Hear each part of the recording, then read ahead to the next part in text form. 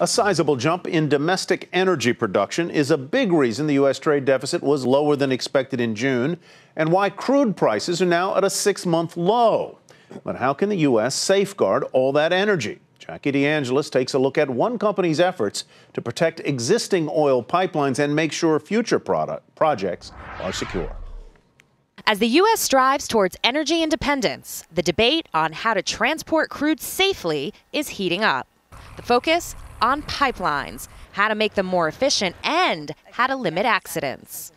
Enbridge Energy Partners is one company leading the way, protecting its 50,000 miles of pipe using smart pigs. Launched into pipes, smart pigs find stress, cracks, and corrosion, alerting the company to issues before they arise. Smart tools are our primary source for being able to go in and really understand what's going on with the pipeline. Recent rail accidents involving flammable Bakken crude and a barge accident in March that deposited nearly 170,000 gallons of crude into the Houston Ship Channel are prompting industry experts to believe that pipelines are the safest way to move high volumes of crude. I think if you look at the safety record of crude oil pipelines versus alternates, pipelines come out on top. TransCanada's Keystone Pipeline project has also raised the debate.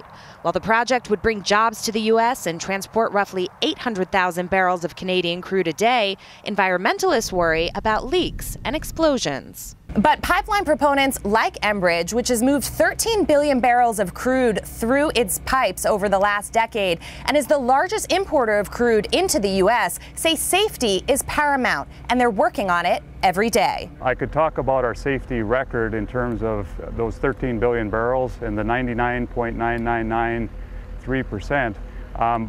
But we don't talk a lot about that because we're really focused on the very small percentage. And no leak is acceptable. Enbridge has spent nearly $4.5 billion on pipeline integrity just over the last couple of years. Wall Street likes pipeline companies too. Expansion is projected, and the group on average pays distributions of roughly 5%.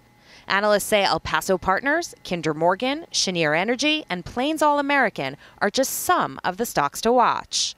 One thing everyone agrees on, crude will get where it needs to go, and pipelines will grow. How quickly is the question. For Nightly Business Report, I'm Jackie DeAngelis in Plummer, Minnesota.